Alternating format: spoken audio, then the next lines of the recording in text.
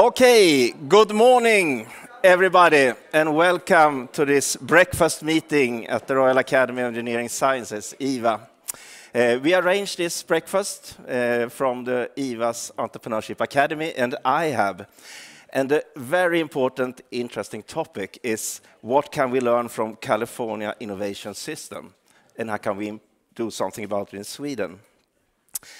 It's so great to see so many of you here today in real life, so to speak, when it's snow outside, but the weather is rather fine. So it's great that you could manage to come to IVA this morning. And very welcome to all of you that's sitting behind your computer or any other screen and watching the streaming. Great to have you with you as well. And great, Mary, to have you back in Sweden. You're so welcome. Well, Sweden is a worldwide top-ranked country, nation, when it comes to innovation. But I think we need to improve in different ways when we are meeting the system innovation challenges and even the complex challenges that requires knowledge, competence, capital, and contacts in a quite new, different way to meet up with the great challenges we are facing today. So I'm looking forward to this breakfast meeting very much. You're in front of the screens and with the streaming. You can use the chat role if you have any questions during these presentations and discussions that we're having here at IVA. So please use that. We try to pick up some of your questions anyway. And I will also say right away that the presentations you will see today, we will send it out to you, so you can follow up and remind what we talked about in this breakfast meeting. So I'm so happy to have Maria Rankka here as well, who will take care of us this morning to lead us and guide us through this meeting and take care of our discussions. Welcome once again.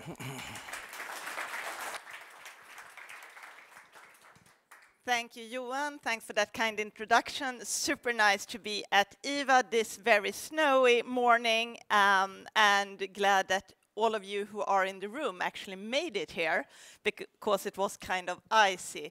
And of course, welcome to all of you who are watching live. Innovation is a topic that we talk a lot about at IVA, of course, and it tends to be always in. But the thing is that I know that this is not the first seminar that has been arranged in this building, but also across other places in Sweden and beyond about the learnings from the Californian ecosystem. However, there is a very special dynamics to not only the Californian innovation ecosystem, but also to other ecosystems for innovation, such as Stockholm or Sweden's. And this changing dynamics is something that I really hope and personally is intrigued about, that I believe we will actually catch at today's seminar. And I'm super, super happy to welcome up on stage Professor Mary Walshok, who is a Swede at heart, yes. But not only a Swede at heart, she is actually Swedish. Jag kan tala svenska. Hon kan prata svenska. And she has a super, super impressive career in academia, but also beyond. She has been affiliated to the Stockholm School of Economics, but she is originally a professor in sociology, and she has spent most of her academic life at UC San Diego, and she is a powerhouse and also a very energetic person when it comes to understanding what is happening. And I can assure you that she will tell you something that you haven't heard before on seminars on learnings from California. Yes. So listen up and join me in welcoming Mary Walshok. Tack.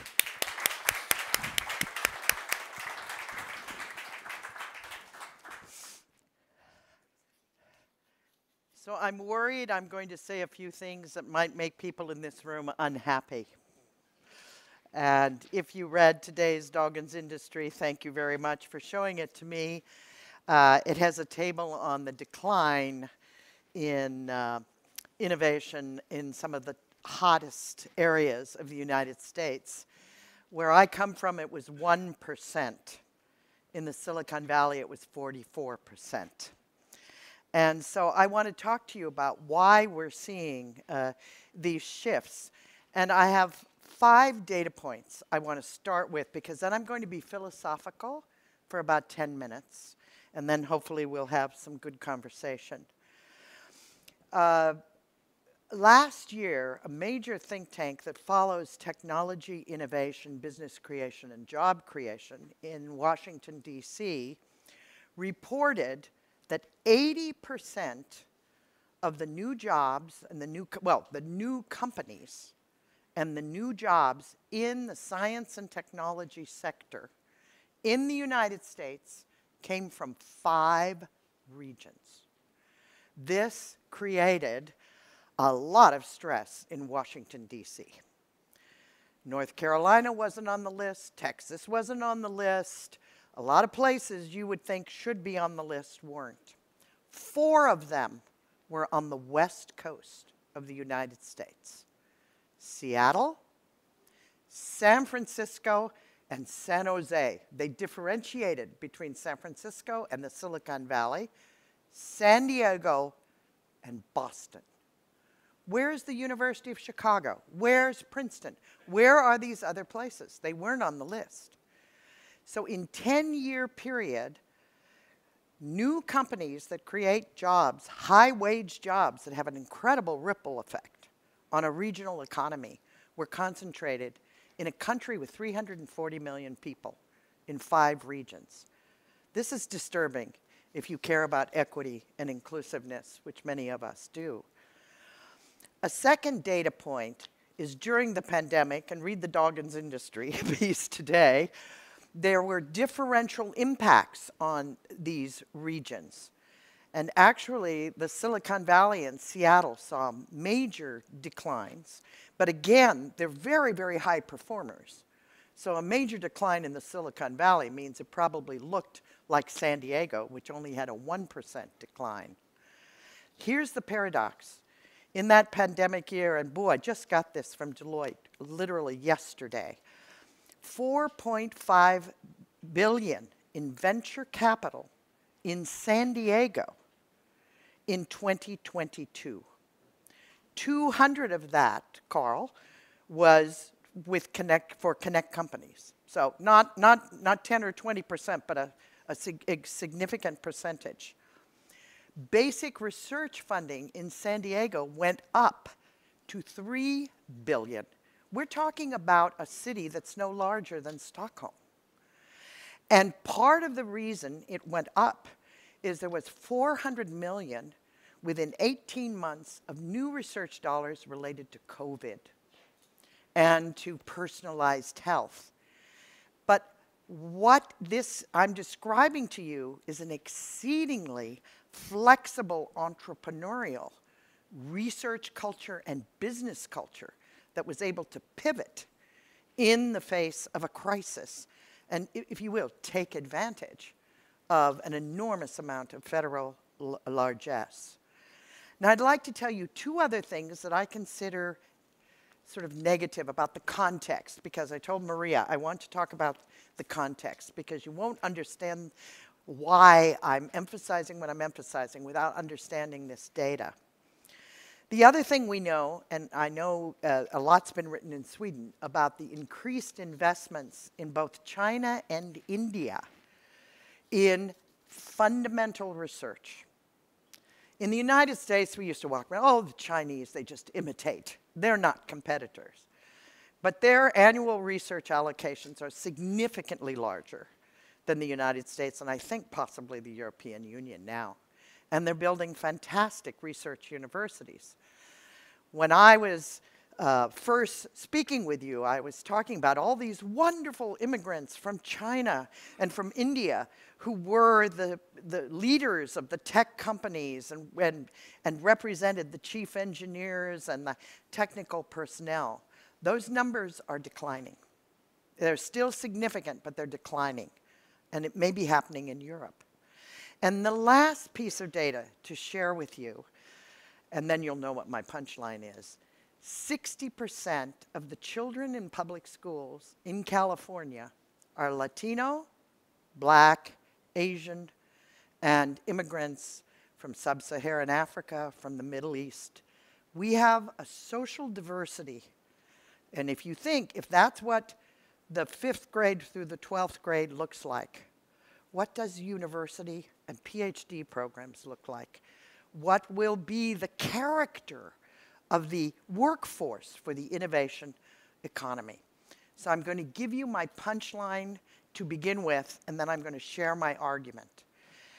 Today, the primary thing people talk about is talent, not tech transfer, venture capital. They still talk about, of course. You want, this very, very robust innovation economy. But even venture capitalists are recognizing if you don't have the workforce, if you don't have the talent pool, you're not going to get a research community. You're not going to get entrepreneurs. You're not going to get smart investors. So in California, the culture around innovation, in my opinion, has shifted significantly. So let me go quickly through my slides. And since you're going to have copies of them, I won't read them completely, but I do always like to remind people, including my children and now my grandchildren, that the only thing that is certain is uncertainty, right? And I grew up in a world where I thought if I made the right decisions, I would be guaranteed a future. But I now know that the freshman in engineering at UCSD, by the time she graduates, the knowledge base will have transferred, what, 33, 40%. And her employer is going to have to train her because the university isn't quick enough, catching up fast enough to the training needs in engineering and science. And the world is changing faster than most Americans can handle, with the exception of a few hubs in the United States. And for years, when I've interacted with you on a personal basis and made presentations, I've talked about nimbleness, flexibility, and accelerated change. It is absolutely the dominant driver of the growth of the innovation economy today. And that's because the nature of the scientific enterprise, both the accelerating rates of breakthroughs, but in particular the convergence of multiple technologies that are creating whole new disciplines, whole new technologies, so that Qualcomm announced yesterday in the newspaper they're laying off 500 people over here because they're going out of the cell phone business. They're now going to do personalized medicine. And so these shifts happen in part because regions that are rich in medical research, life science research, basic research in engineering and physics and computer science are advantaged because it's at the convergence of all these disciplines that new technologies are arising, new businesses are being created, and new job opportunities are being created.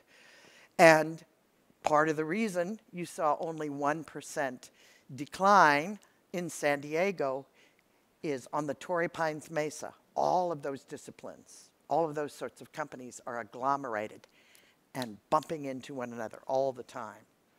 The second has to do with increased investments by nations, which I shared with you, such as China and India, in fundamental research, technology, commercialization, engineering, and technical education. And it represents, I know and love Sweden. The Sweden story is probably going to be more like the San Diego story than many other places in the United States. But it could be seen as competition, or it could be seen as an opportunity. So the Indian chancellor of my university invited Mr. Tata to the campus. And the result was a $100 million gift towards a new center in genomics. The Chinese Tsai family, he's the vice president of, no, I've got the name wrong. I forgot the Chinese name wrong, but the vice president of Alibaba happens to live in La Jolla because he wants his children to go to American schools. So suddenly, we're getting substantial investments in research and fellowships at my university from China. That's being nimble. And that is not happening in as much frequency in as many parts of the United States. But it's still a competitive challenge because there are profound concerns about IP being leaked or expropriated, as you well know. I think you've had some cases here recently. But there's a third factor that may be unique to the United States that I want to underscore with you, and I'm sure you read the papers, and that has to do with the recognition really in the last 5 years. Those of us who are social scientists, and many of you who follow public policy have been watching it, but it's the profound both demographic changes with people of color and immigrants being an increasing proportion of the population. And this has created terrible divisions within our society, and it is symbolized by Trump and Biden. I mean, Trump is there because there's a significant percentage of the American population that's saying, this is crazy. Immigrants are taking our jobs. Globalization isn't good for the United States. Black people are getting into schools, and my children aren't getting into schools. And it's rancorous, and it's terrible. And this contributes to divides that are pulling us apart.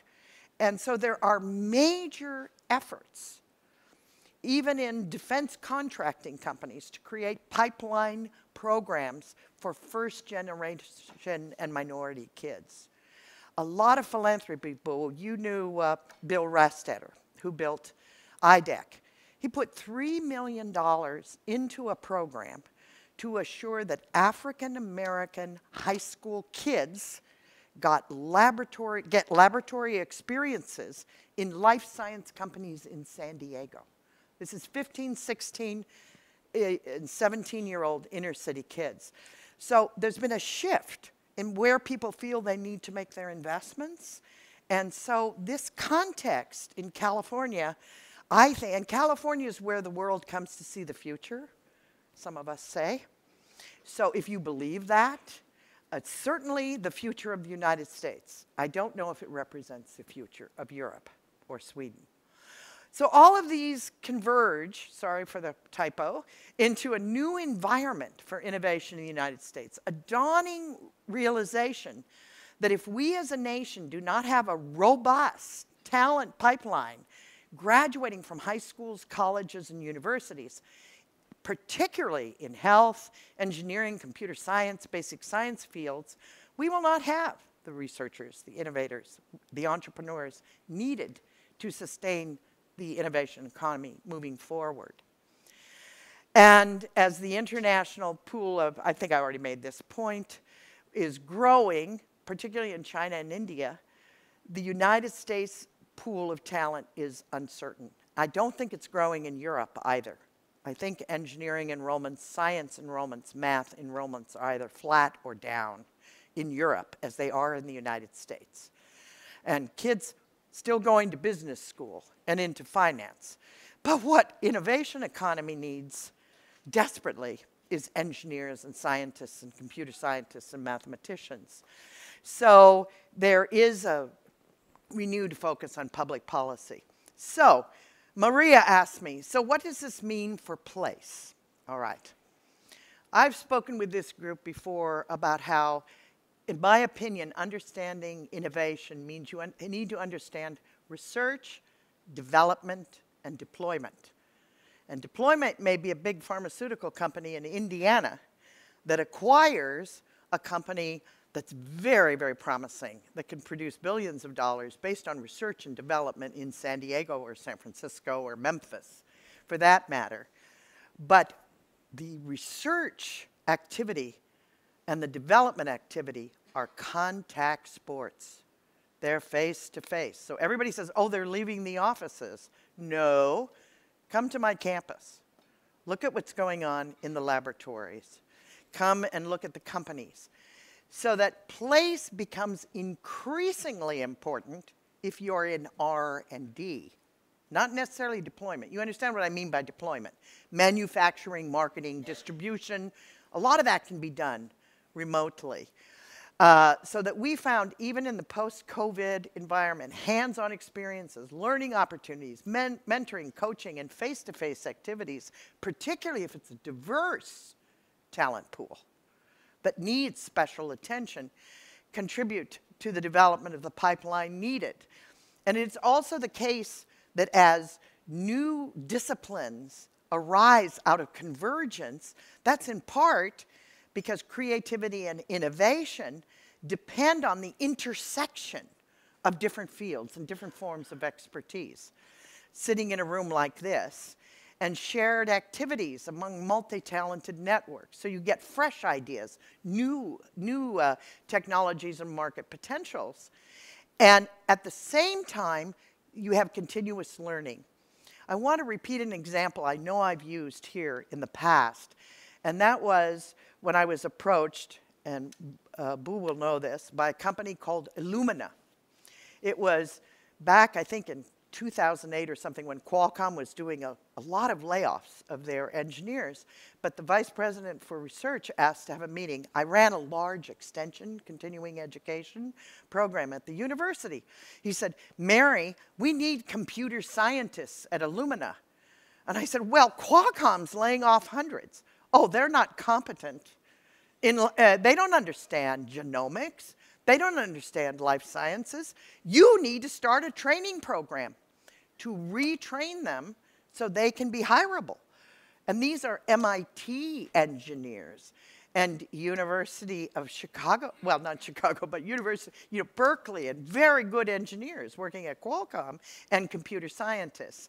So the need to acquire new knowledge and new skills so you can pivot as an engineer or a research technician, or even as an entrepreneur and a venture capitalist, is enhanced by the interaction and by the shared knowledge that comes out of these interactions.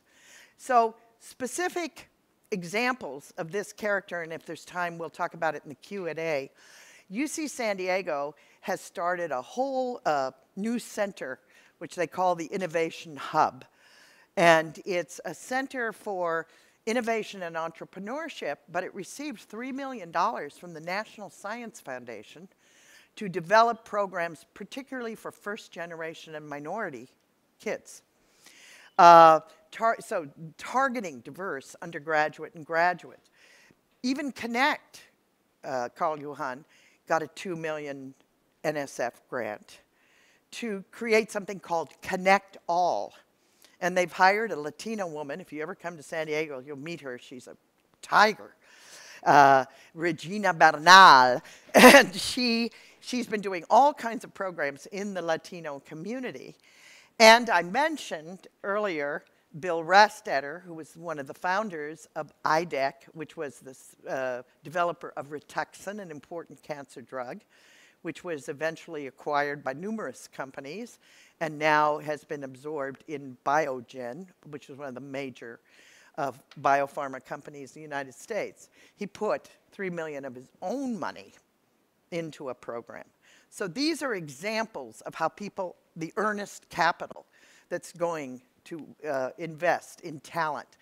It also matters in the life sciences and in converging technology arenas, emerging from ideation and development. And I want to tell you, and I told Maria I was going to give you this real estate example because it's an apocryphal example in San Diego. I'm going to tell you about 3 real estate developments. Don't read my slides. There is approximately $3 billion in private real estate development in the downtown of San Diego. One is an 8-city block area on the harbor called IQHQ. And the other is an old not old, but a shopping mall that's being converted into a technology and life science park. They have both been in development. They're building now for 3 years. Neither has a single tenant. Neither has a single tenant. 20 minutes up the road, where the Torrey Pines Mesa is, the university is working with a private developer on a science park. We haven't even broke ground, and we have a waiting list for industry tenants. And if you go another 20 minutes up the road, this is the I-78 corridor, where Cal State San Marcos is, which has a very large engineering school. You also have science and real estate park development, but more in IT than in life sciences, waiting lists. So what does this tell us about how you grow robust clusters? What it suggests to me, and I've interviewed all these people, and hopefully the downtown will take off, but the proximity to the talent that is coming out of the universities and to the talent working in the companies that are already around the universities is a virtuous cycle. The rich are getting richer, is the story in San Diego. So what does this have to do with Sweden? Well, based on my experience of this country, I think it has profound implications. As Sweden addresses its own issues of innovation systems, I think you need to be truly mindful of how issues like talent are as important now as capital and other dimensions, and they're so interrelated. And it may be difficult to interrelate all these diverse components in 10 areas of a country with 10 million people, when you only have 5 areas in a country with 340 million people. I don't think that's a good thing, but I think it needs discussion. And I had one. And the high concentration also suggests that place really does matter. Don't write off place because of COVID and remote. If you care about research, you care about development, not just deployment, not just manufacturing and distribution, you're going to need face-to-face interaction, and the capacity of local companies and of local economies to succeed in the global market depend on the intersection of those. I finished. On time. On time. Thank you. Thank you, Mary. Mary, please stay for a little more before we move on, and then you will come back to the discussion, where we will open up for questions from you here in the room, but also if you have questions, you can post them online, and we will ask them towards the end. But I want to follow up on a few things that you've said. I think you said something like public policymakers are spending more and more time on new strategies for sort of talent pool developments. But because I believe public policymakers in this country, they talk about talent, but what are the policies that are effective in your opinion? Well, clearly it's investment in public education. I think Sweden does a better job than the United States, for sure. But what you're seeing is increased investment in programs, which you've seen for 25 plus years, but now it's very serious. A lot of philanthropic focus. Biden's initiative to forgive college debt, which is seen by more conservative people as a giveaway, is actually related to you don't get the talent pool if kids are graduating from university with $100,000 in debt. And so isn't it a good social investment, as you in Sweden make, to assure that anyone who's qualified can go to university? So you're ahead of us in that.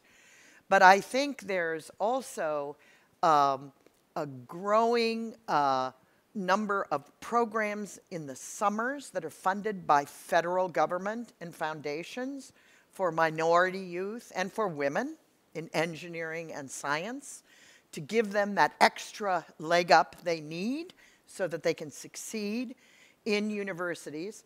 And the Small Business Administration, the money that the Connect got was from the Small Business Administration, the U.S. Department of Commerce. There's a commitment in the U.S. Department of Commerce to diversify the entrepreneurship sector. And again, we're talking about the science and technology piece. There are lots of entrepreneurs in the United States. They open shopping malls and theaters and, you know, create barbershop chains and food, you know, restaurant chains. Those are entrepreneurs. But those aren't the entrepreneurs that are in the globally traded economy. And that's what the federal government is starting to invest in. And then a last question Yeah. to follow up on that. But because it makes sense, of course, that education is key to talent development. But then if you look at the educational system in the US, but also here in Sweden and in Europe, but maybe particularly in the US, if you look at higher education, and you alluded to that, like, you know, the costs are just outrageous. Yes. And to me, it's a little bit sort of puzzling, and especially in California, if you look at sort of the technologies that have come out of all these educational institutions, world-leading universities, it's puzzling that the education as such hasn't been more innovative and disrupted. So again, I'm not trying to brag about my campus. Yes, feel free. But every engineering student, and we have 12,000 engineering students at UC San Diego, has to do a full semester project course where they make something, build something, create something. And so Fortune magazine has reported that some of the highest paid engineers in America are graduates of our university. Why? Because they know how to do a few things at least. So it takes a little less time training them. Universities that have large extension programs that in the United States do a lot of retraining and upgrading of skills of health science professionals, 100,000 at our university. All of those kinds of characteristics make a difference. But what's different in the United States is, you know, the universities get federal money for research, but not for the education, primary education programs.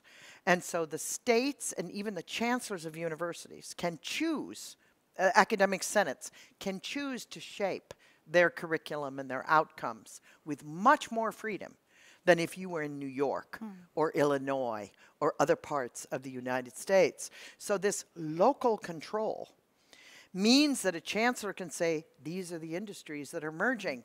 Dean of Engineering, why aren't you doing a curriculum in this? Dean of Biological Sciences, we got to get moving. You need to have some courses in this. Put together an advisory committee.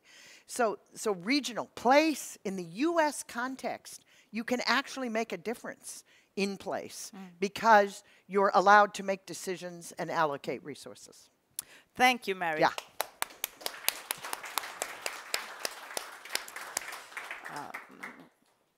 Last year, about this time, Johan and I and some other people in Prince Daniel's Fellowship for Entrepreneurship went to a trip to the US West Coast to the Valley and Seattle. And one of our meetings was with Y Combinator, which is an accelerator and startup funder in the US. And one takeaway from that meeting, coming back to what Mary said about this hands-on course in actually making something, they said that they had started not to invest in founding teams that were not able to build their prototype themselves. Very often code the software.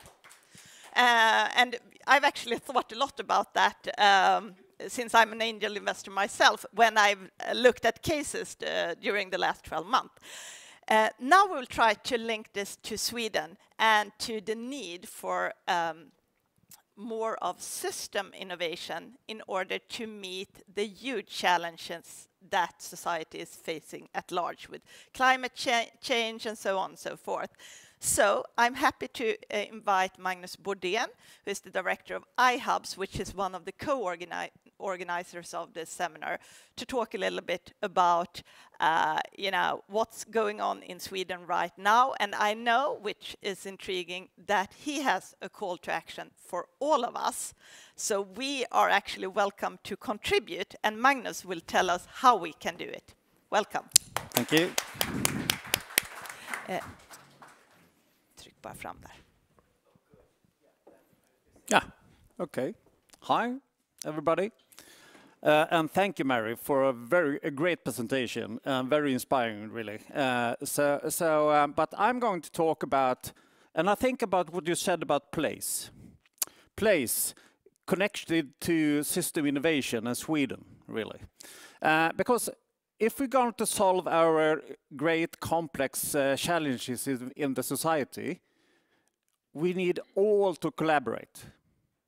We need to find collaboration between entrepreneurs, between the academia, between the public sector, between investors, between civil society, between big companies, of course. And we have to do it together. And that's something very difficult. And it's not, in Sweden we are divided into 21 regions. And we think about solving our complex challenges in each region. So that's a problem. And we try to think to create that kind of collaboration systems in 21 countries, I will say, in Sweden. And that's difficult. So how can we see Sweden as a place globally for sustainable innovation and solving our complex challenges? I think that's a question for me. So because I think we have a lot of opportunities. I will give you an example, because yesterday, one of my meetings yesterday, I met a big company, a big insurance company in Sweden. And they said, we have made a lot of transformation using tech during the last decades, really. But we do it in our company, in our own system. And we are very good at it. But how can we be part of solving the complex challenges in the society? Because we can't do it by ourselves. How can we do it? Where can we do it? Where is the place to do it? They don't know. So how can we use that opportunity for us? How can we use our innovation capacity in Sweden, in all 21 regions, in all the companies, really to create global impact? I think that's a question we have to solve together. We think we have a lot of opportunities, really, if we focus on that. Sweden and the Nordic countries have the ability to be sustainable Silicon Valley. Who said that? Yeah, well, it's a McKinsey report, really, talking about that. Why that, really? Yes, because we have a strong culture of collaboration. So we can really build on that. And we have a commitment, I will say, regarding sustainability in Sweden, that is very, yeah, I would say it. I think, in my perspective, we are really thinking about sustainability in a good way globally, really. And we also have a very strong ecosystems and have the ability to accelerate cutting-edge innovation. Yeah, because we are sitting on networks where we today have connections to, I will say, every startup, every scale-up in Sweden. So how can we put them in a direction solving our complex challenges, for example? So we have a lot of opportunities to do that. So look at the opportunities to do it, but we have a hypothesis about that. It's very difficult. It is difficult to collaborate. So how can we do it? We think we need an independent, transparent platform in Sweden where we can really put these together. Think about an collaboration accelerator, make it easier for that insurance company to be part of solving our complex challenges. And also really take care of all the flowers, all the capabilities we have in Sweden to do that. And how can we attract talents from US to be part of solving that challenges? I think Sweden and the Nordic countries could be a sandbox for sustainable innovation in the future. I think that's something really, I really like that picture of the future. I think it's also an opportunity for us to also create a growth. Yeah, so I think that's good. And iHubs, we think that we have to make this system change, system innovation, more easy. We have to do that. That collaboration accelerator to enable a viable world. And we do it, we are not, iHubs is not a member organization or something like that. We are something we put together, and we more like working with call to actions. So this is a call to actions to you, really.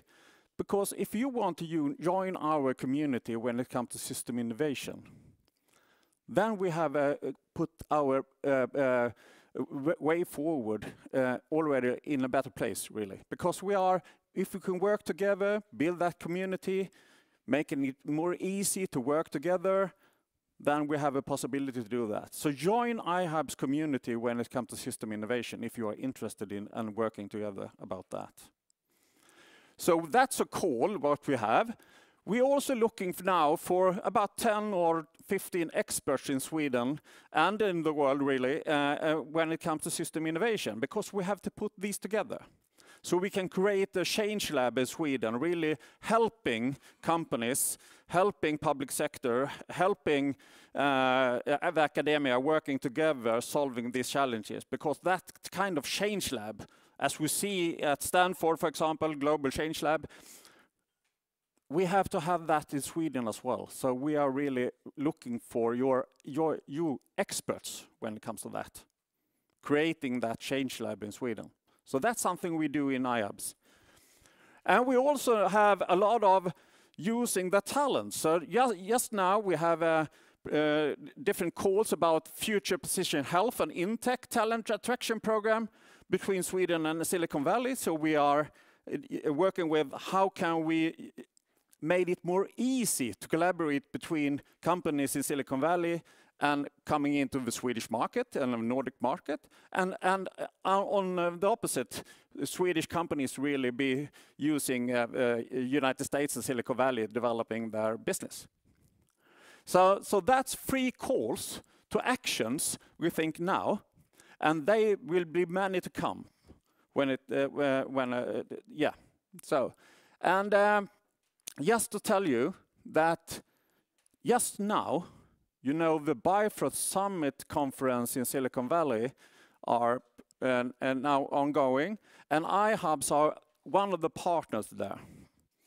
Just to see that Sweden and the US can really collaborate when it comes to sustainable system innovation.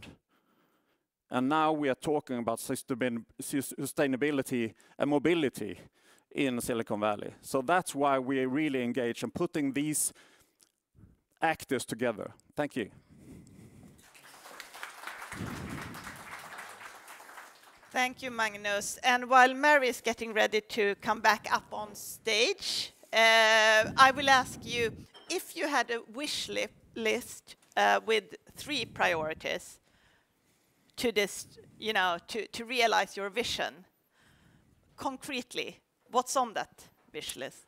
I think we could, if Sweden, because we don't really want to say that we will be best in that direction or in that direction. We will be best in everything or in nothing. So I would say, how can we make our politicians, our society really to say that we will be best on that, and we will be best on that, and we will solve that challenge, and then we all make we can really collaborate solving that together. Yeah.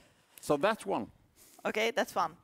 Mary, please step forward. Oh. We will open up for questions. Well, could I respond to yeah, what you're of saying? course. Yeah. So the man who came up with the phrase, California is where the world comes to see the future, is a Chinese man who owns, in addition to the Los Angeles Times and the San Diego Union Tribune, the Lakers basketball team. He has a basketball court in his home in Beverly Hills. He grew up a Chinese family in South Africa. He did his undergraduate work in the UK, and he ended up doing a postdoc in Los Angeles and never left, and made millions, billions probably, because he also owns TV stations. Patrick Soon-Shiong. And when he bought the Los Angeles Times, he said, we have a responsibility to the nation as a newspaper, because you know California is where the world comes to see the future. In my view, Sweden is where the world comes to see the future. That's not bragging, we're good at this and we're good at that. It's a broad statement that the innovation capacity and in the education infrastructure that is here, you know, dynamite does come in small packages. I learned that from my Swedish father. And I mean, I think there's a way, do you see what I mean? A way to say what you're saying Sweden needs to say. So there's that confidence and that sense of excitement and dynamism. It's moving forward. Sorry to, but I thought it was a good question. Could I comment on that? So here are the house rules. You are free to comment, and you are also free to ask questions, but so are you. Yes. But we have 14 minutes left, so please be brief and crisp and funny. And hands up, because we have microphones around, so hands up if you want to ask questions. The first question will be Björn or Nilsson, but in the meanwhile, comment briefly. Magnus. Okay, but I think system innovation and really thinking of changing the society, we really have to work locally, regionally, nationally, and of course using the international perspective to do that. So I think that's something we can be very special at in Sweden. Yep. Thank you, Mary, for a fantastic talk. Learn from hearing. Always come and say new things when you come here, and you will not discourage. I'd like to extend Maria's questions regarding public policy. Yes. I was for 3 years in Sweden. I think it's something wrong with the microphone. He's asking about extending public, the question about public it's policy. Yeah. Now is it better? Yes. It's better. And having been a governor Always of good to hear yourself. Yes. I was the governor up north, and we know in Sweden there is a lot of debate around the green conversion of the industry there. There I see the innovation system that you describe that will not lead to the very few innovation hubs, but innovation has come from the university, from research for the green, it's the new green steel where you use hydrogen to reduce iron ore. That has not come from Silicon Valley, that has not come. So I buy your picture and to discuss that more with you. How do we secure that innovation is intrinsic in all our processes, it's happening too. As we hear here in the local... If you go to Rochester, New York, the old Kodak plants have been converted into innovation hubs and centers. If you go to Pittsburgh, you would think Carnegie Mellon, University of Pittsburgh, why aren't they at the top of the list? Well, they have not successfully built any major companies or clusters, but they took over a major manufacturing facility and have changed it into this kind of hub where people interact. So yes, it's happening, and I did forget one other example. Just recently, the U.S. Department of Commerce put out a major call to regions across the United States to submit proposals to do precisely what you're talking about. So please don't leave the room thinking I'm saying Memphis is dead and Chicago is dying. FinTech's doing very well in Chicago, and they also have a major innovation hub. But what I'm saying is the unintended consequences of no public policy was 5 regions got very rich, okay? And maybe public policy can help equalize things a bit more. But the problem is, with the critical mass you have in these regions, as you have in Stockholm, Uppsala, and in Göteborg, they're going to be ahead, and people have to be comfortable with that. Just like we're comfortable not being a big company town, but being a town full of small companies. So, sorry for the long answer. So please raise your hands and the microphone will come to you. There is one question there, and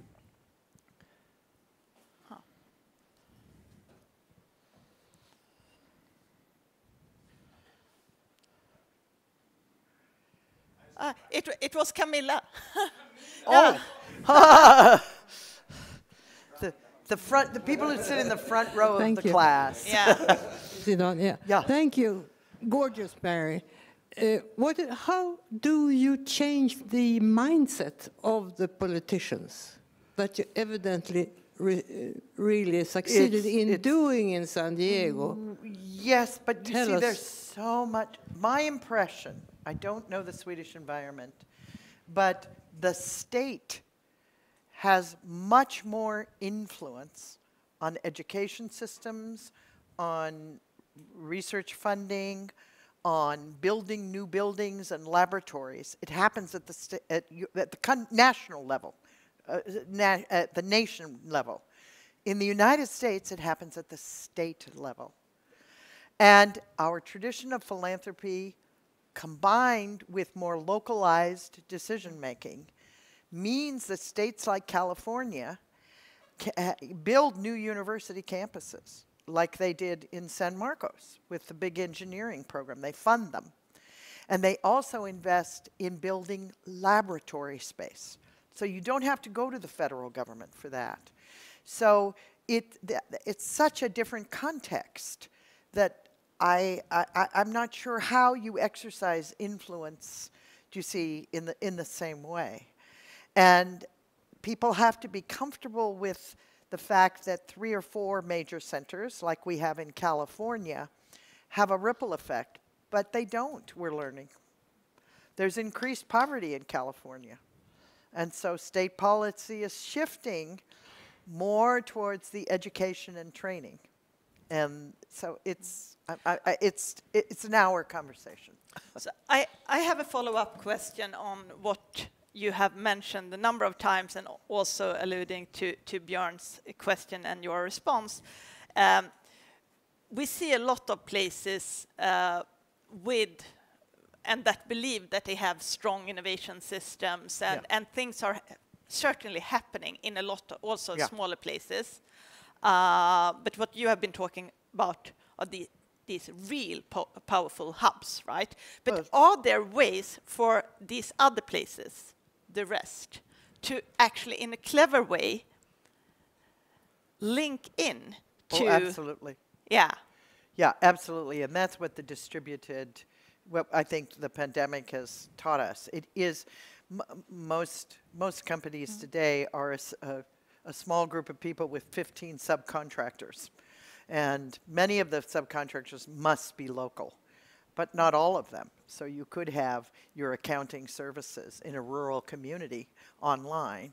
So I think there are ways to build capacity. And I also think even in urban areas that have lagged, as I use the examples of Pittsburgh and Rochester, you can improve the well-being of the economy and the overall wage rate. But the outcome data, I mean, I don't like saying this because this isn't a country I'm proud of to say, but if you talk about where is wealth being created, right? So that you have money to invest in new companies and philanthropy. Where are new companies, business applications being formed that actually hire people and sell products globally? Where is that happening? 80% of it in 5 places. That is scary as hell if you're an American. And it has helps a lot to explain Trump. Because we're creating a country of haves and have-nots.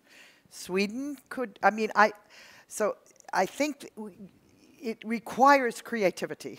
Yeah. And could I answer that too? Because we are now thinking about mission-driven innovation, and Vinnova is launching together with Energimyndigheten and Formas a new impact innovation program.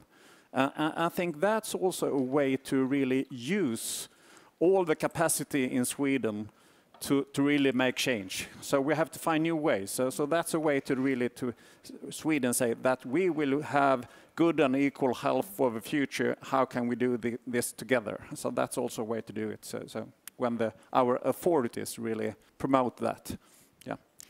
Johan, I believe we have a question down there. Oh, thank you. My Hi. California friend.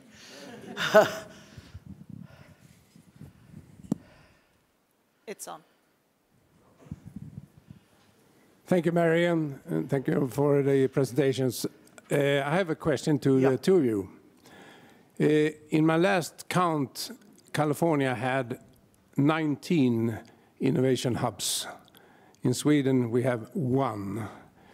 And we have regional differences in Sweden too. So the question is, should it be 19 or should it be 1? And why is it 19 in California? I didn't emphasize enough, I think, the proximity to good universities with technical education and research. Most of those hubs, the real estate example from San Diego, even though it's 20 minutes from the University of California, it's not happening downtown.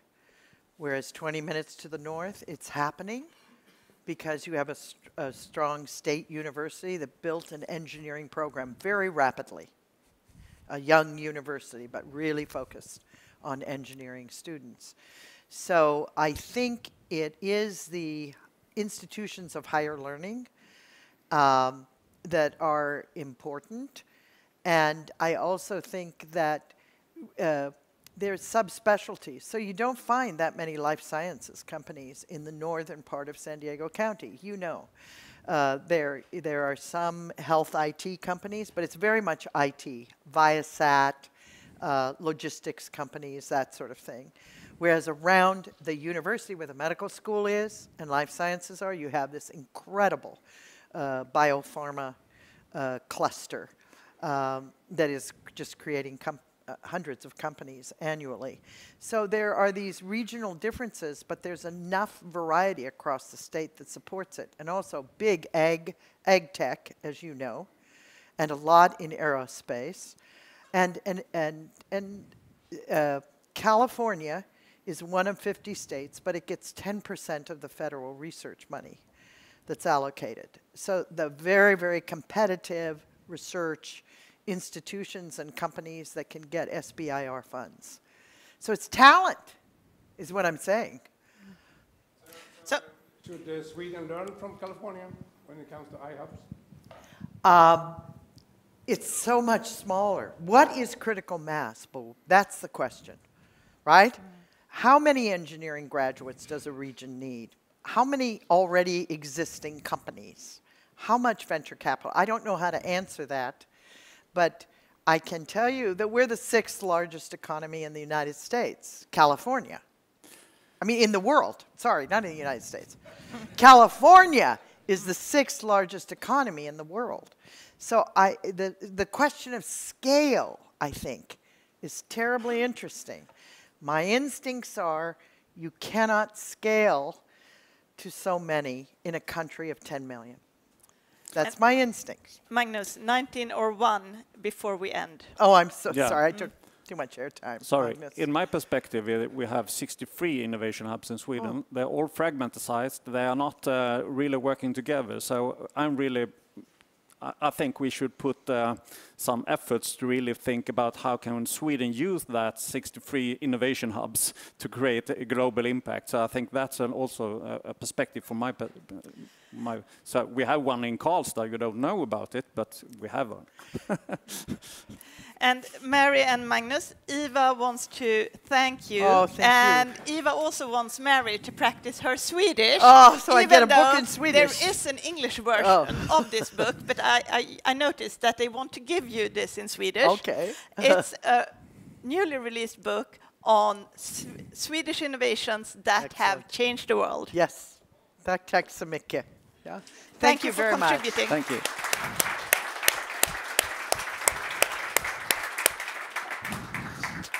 Time to end, but this was the first in a series of seminars organized by Entreprenörskapsakademin and iHubs.